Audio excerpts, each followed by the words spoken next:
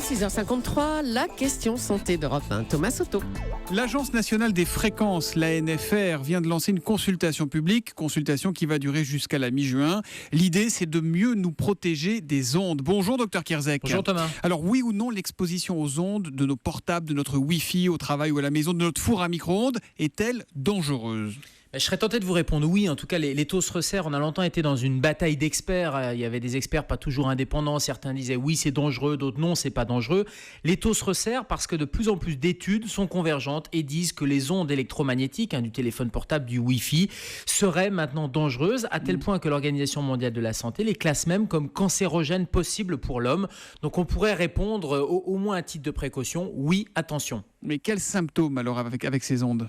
Alors, il y a deux choses. Il y a des maladies graves et on peut imaginer les tumeurs. Et il y a une équipe française qui vient de montrer le lien d'ailleurs de causalité quasiment entre l'exposition aux ondes électromagnétiques et des tumeurs. De manière quasi certaine ? Oui, de manière quasi certaine et proportionnelle à la durée d'exposition et notamment au-delà de 15 heures par mois, ce qui fait 30 minutes par jour. Alors c'était par rapport à des tumeurs cérébrales bénignes, mais on peut imaginer, il y a un cas notamment en Italie où la causalité là aussi a été reconnue. On peut imaginer le lien avec des tumeurs malignes également, jusqu'à des tumeurs cancéreuses donc.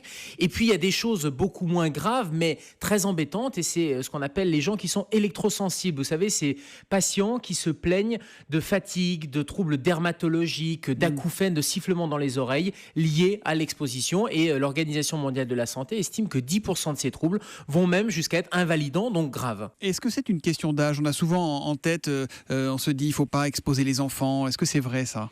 Alors oui, et notamment toutes les études qui compilent les études dans la littérature montrent que les enfants et les nouveau-nés sont plus exposés pour des raisons anatomiques. La barrière des tissus cérébraux, la barrière du crâne est moins épaisse et donc les ondes vont être vont atteindre les structures cérébrales. Elles rentrent plus facilement et elles échauffent plus facilement. Donc ça a été démontré. Donc les enfants, les nouveau-nés sont plus sensibles et donc le principe de précaution doit s'appliquer avant tout à eux. Ça veut dire quoi ? C'est-à-dire que par exemple, on ne laisse pas un enfant jouer avec une tablette, un iPad ou autre, il est exposé dans ces cas-là aussi ? Ça veut dire qu'il est exposé et sur l'exemple Thomas des tablettes, c'est un bon exemple. Il y a un réflexe, c'est de leur dire de tenir la tablette éloignée au minimum de 20 à 30 cm de la tête. Donc ça veut dire qu'il ne faut pas dormir avec la tablette à côté de l'oreiller ou encore moins avec le téléphone portable sous l'oreiller. Donc il faut une certaine distance de précaution. Et puis là, vient d'être votée à l'Assemblée nationale une loi qui interdirait le Wi-Fi dans les crèches. Donc ça, c'est une application du principe de précaution pour les jeunes enfants. Mais qui vous semble utile, vous ?